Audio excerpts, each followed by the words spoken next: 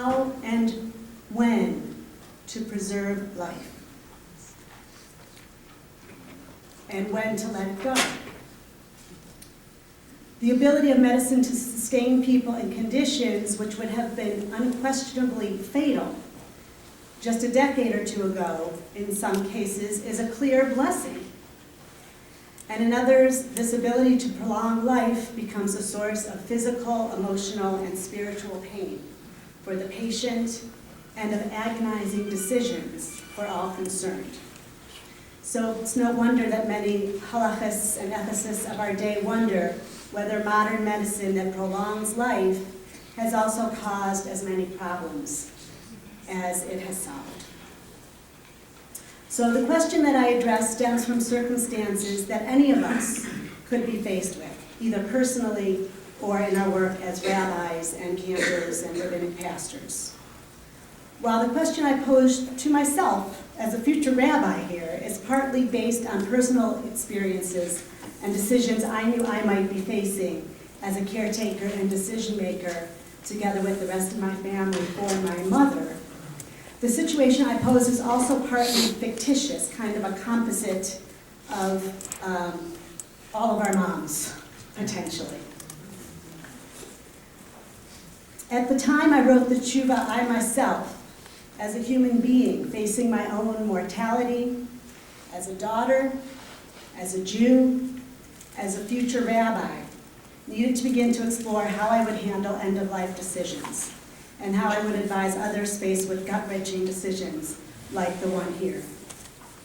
In this case, the patient's swallowing is compromised, and therefore with continued spoon feeding rather than a peg tube, she runs the risk of choking or aspiration pneumonia, both of which could be fatal. On the other hand, research reveals that the tubes are often considered futile medical treatment, and in this case, using the tubes can also be seen as violating the patient's wishes, even though they weren't fully known through the use of advanced directives. So it's kind of a damned if you do, damned if you don't situation. How can I provide the best possible guidance using traditional and modern sources? And as importantly, how can I be a loving, caring presence and give the most compassionate support possible? So here's how the question was framed. I'm finally there. And somebody give me, because I just want to highlight the issues and questions that I went through, and then in the breakout. You have about 5 minutes. Okay. So my question was, I have the power of attorney for my mother, a 75-year-old woman with dementia. Her ability to make decisions about her own health care is questionable as she's confused and doesn't understand the consequences of her decisions. We did discuss some of her preferences a year ago when her mental state was clearer, and I agreed to be her medical power of attorney. At that time, we did not sign advance directives, but she did say that she did not want to prolong her life through machinery or technology. We didn't discuss feeding tubes or peg tubes specifically. Now my mother has difficulty swallowing, and she doesn't eat and drink enough to get sufficient nutrition and hydration. Her doctors want me to decide whether to feed her through a feeding or peg tube. Her health, in general, is severely compromised by dementia, uncontrollable diabetes, encephalopathy, and now a lack of nutrition. Should I refuse a feeding tube? So my answer was grounded. First, I went back to traditional sources, briefly stated the Jewish tradition, and I know that's, what is that? Rests on a number of obligations and assumptions. One is that the preservation of life, the pikuach nefesh, is considered to be of paramount importance, surpassing virtually all of the other commandments of the Torah, with the exception of idolatry, adultery, and murder. The Talmud says, it had many examples, showing that one may and must violate Yom Kippur, Shabbat, eat non-kosher food, etc., etc., if there's the slightest chance that human life may be preserved or prolonged. So So the concept of pikuach nefesh applies to both preservation of our own lives and the lives of others as well. We also see throughout the tradition a duty to heal. Assumption 2, the quality and or duration of the life being saved is irrelevant. Life is of infinite, not relative value. Are we not created b'tselem Elohim? Any fraction of infinity must also be infinite. As Rabbi Shlomo Auerbach, a contemporary halachic authority, states, we have no yardstick by which to measure the value of life. Even for a deaf, demented, elderly man, incapable of doing mitzvot, we must violate the Sabbath to save his life. So again, that's a thread. And point 3, traditionally Judaism doesn't support necessarily the idea that we have unlimited personal autonomy to make decisions about caring for our health. Wow, what did I screw there? Our bodies and our lives are not always seen as our own, but rather they are a gift given to us by God for a specific purpose and duration, as stated in Job, Adonai Natan v'Adonai Lakach, Yishem Adonai Mevarach. So again, those are some of the sort of traditional threads. And the flip side, if you will, of that is the traditional halachot that talk about, okay, well, we have an imperative to preserve life, but we also have permission to not prolong death.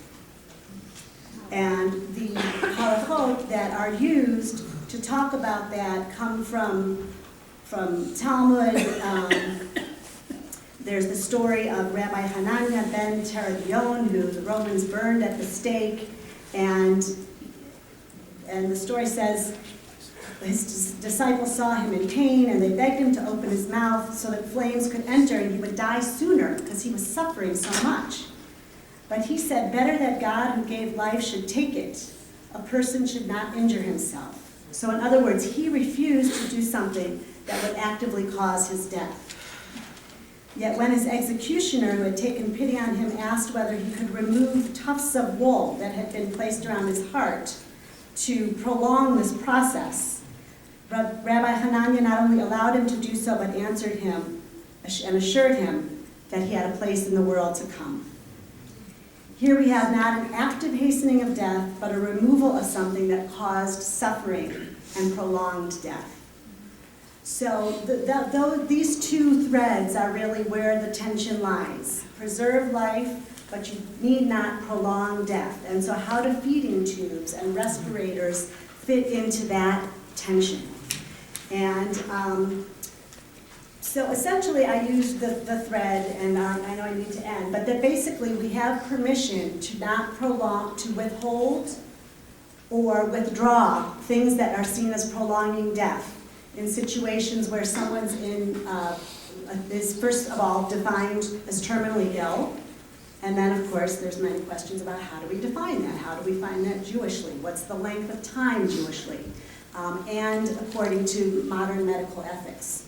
The second parameter is the person must be in undeniable pain. And one of the things that I found that was helpful was that it's not just about physical pain, but mental anguish and spiritual pain. So there are sources that talk about if somebody's ready to die, that can be considered the kind of pain that would enable us to remove impediments to their death. And then the third is the patient has clearly indicated that they don't want these treatments. And so the importance of advanced directives, the gift that it is for families to know what is wanted and what is needed.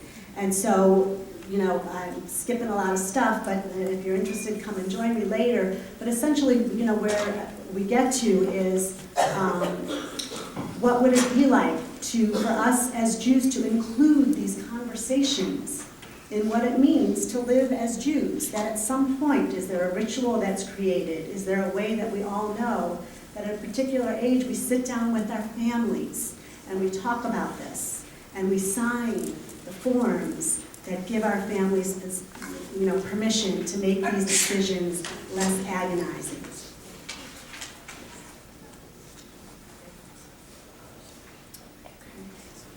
So, join me later, we'll talk.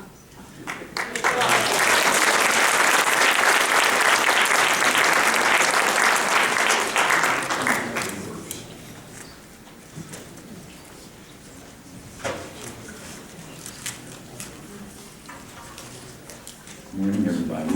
Morning.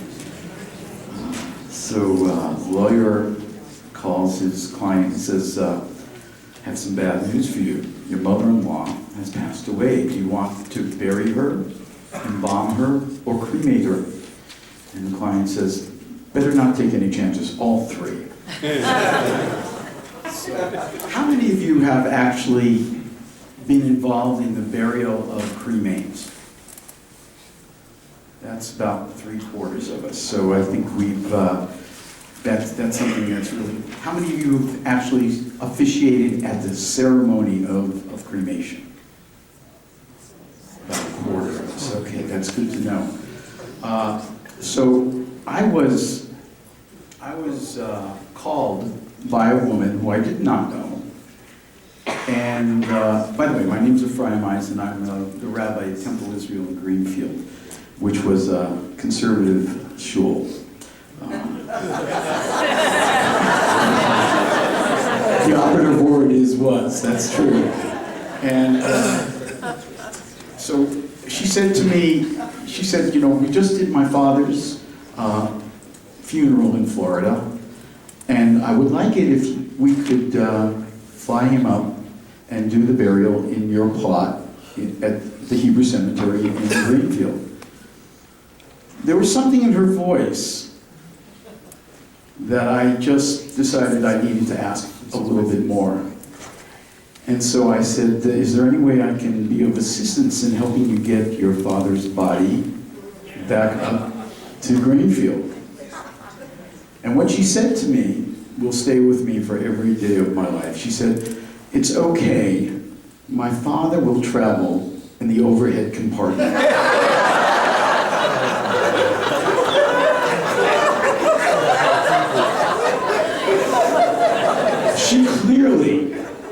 She clearly loved playing with me about this. And as much as she could be shocked on the phone, I was shocked. And I didn't quite know what to say. But after a pregnant pause of 5 seconds, she said, he's been cremated. So I said to her, well, according to our temple bylaws, we're not allowed to inter the ashes in our cemetery. It's just not allowed, it's not permitted. I called a few of my colleagues, a couple of you in this room in fact, and said, hey, what do I do?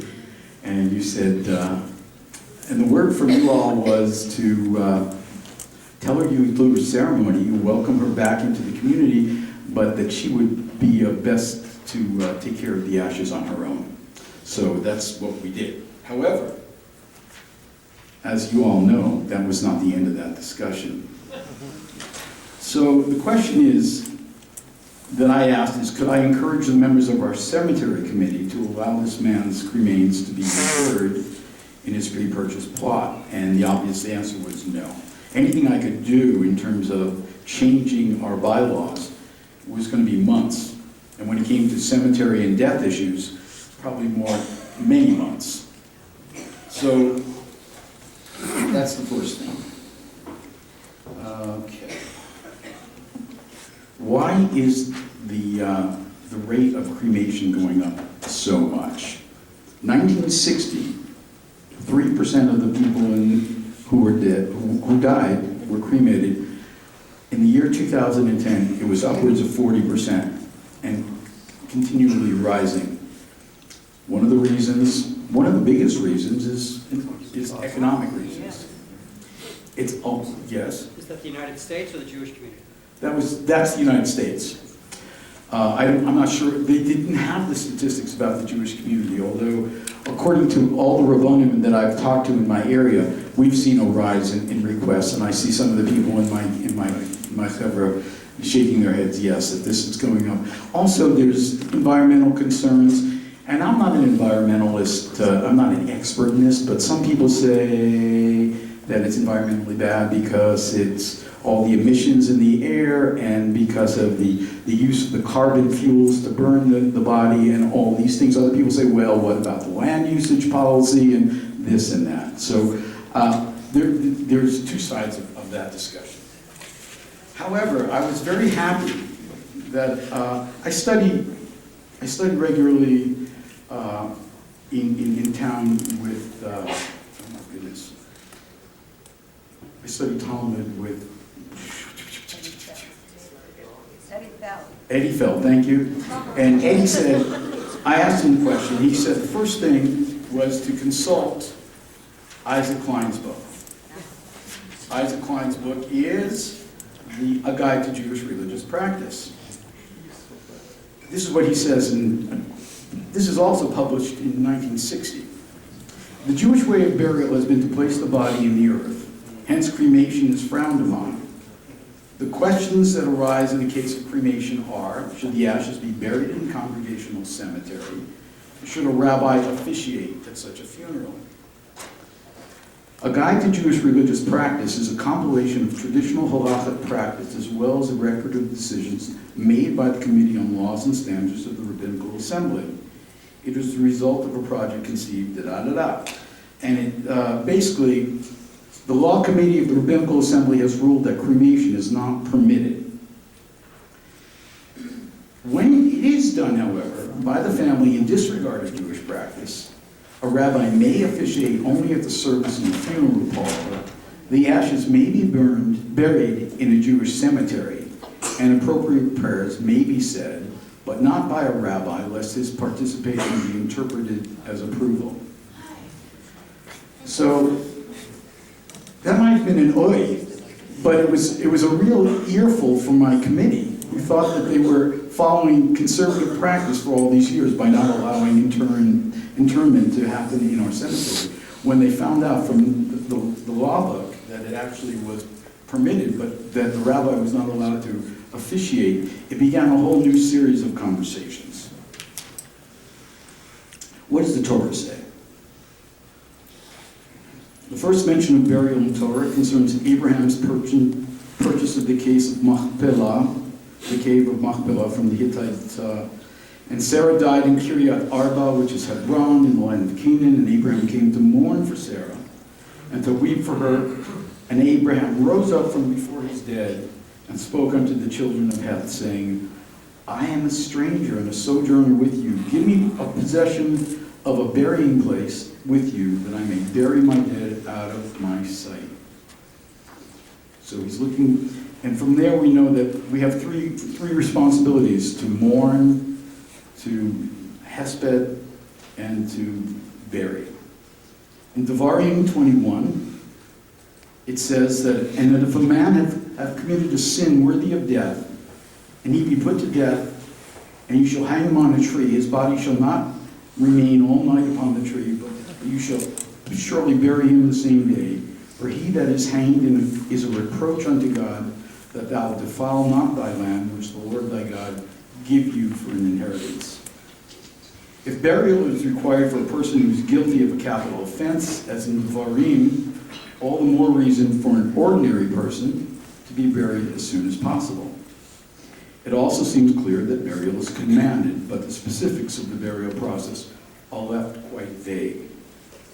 Based on Devarim 21, 22, 23, Jerusalem Talmud Nazir 7:1 concludes that we are required to bury the body in its entirety.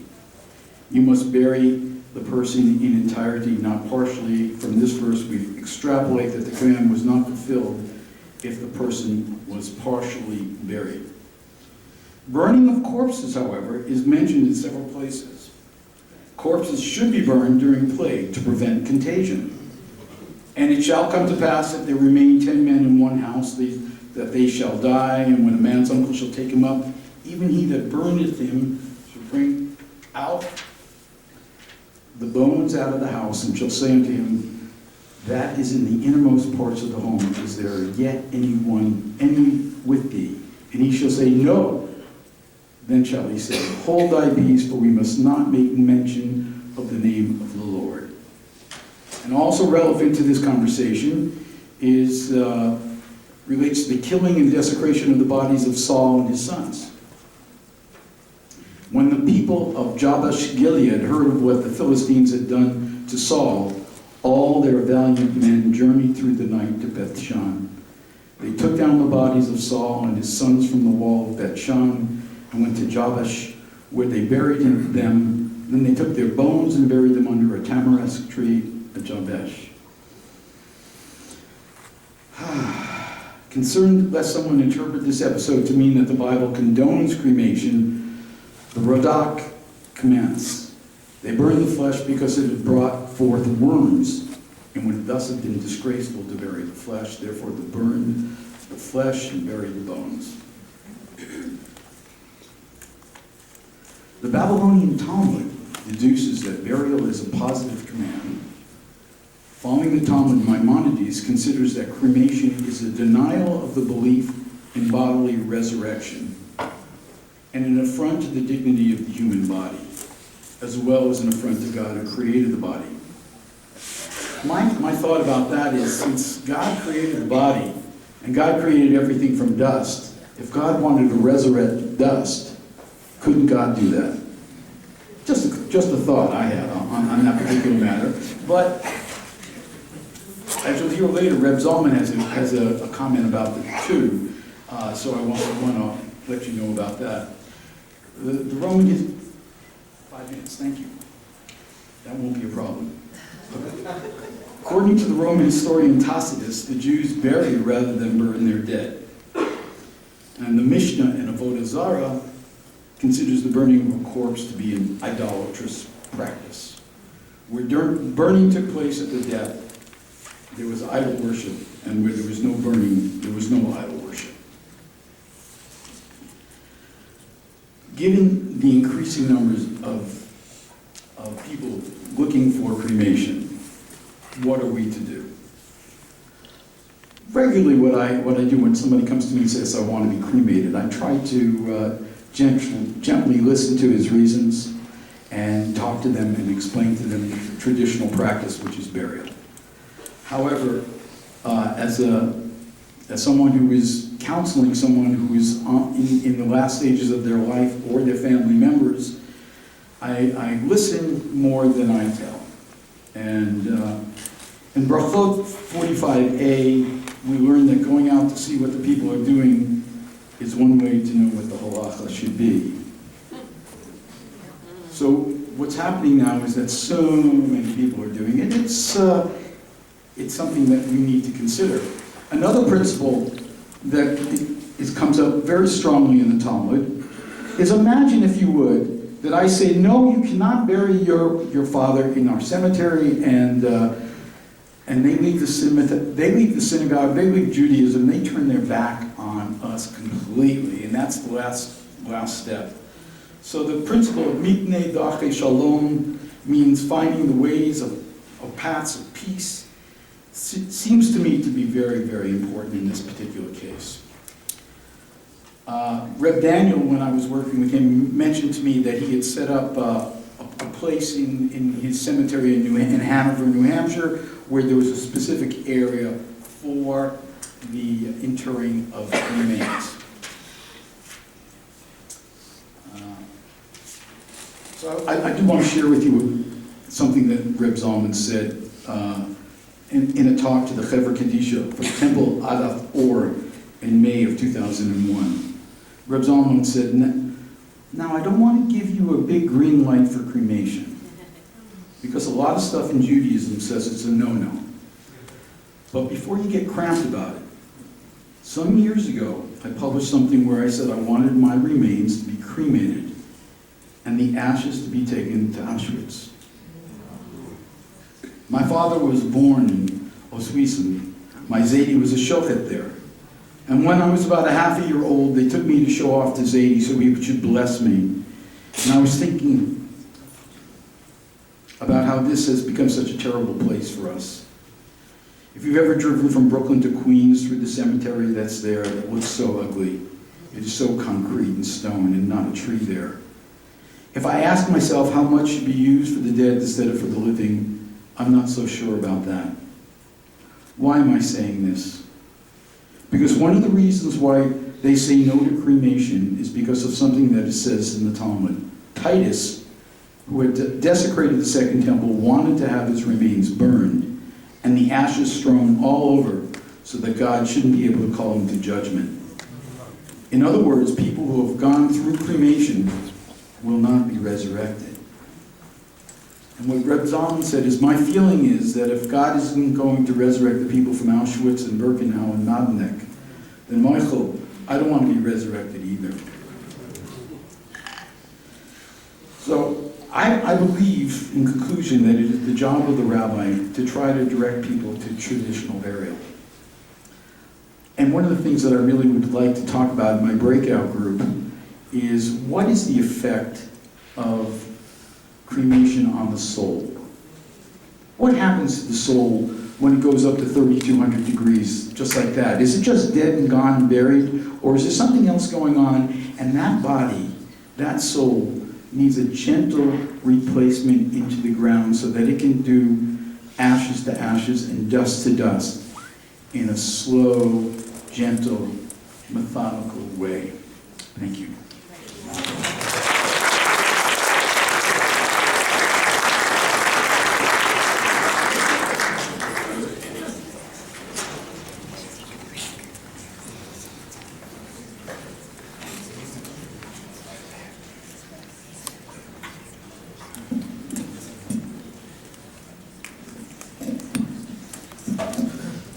Reb Zalman. Maybe? Reb Zalman? I think I'd like to start this part of the session by inviting everybody to take a deep cleansing breath. Hopefully you can still breathe. Thank you. A couple of years ago, I downloaded a sound file recommended by Reb Daniel of a lecture series by Rabbi Ethan Tucker on halacha. Reb Daniel referred to it earlier.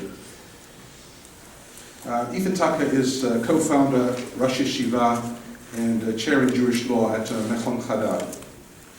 And he opened the first series of lectures as follows. Kefela chalimon rakatef. Your temple is like a section of pomegranate, says the Song of Songs.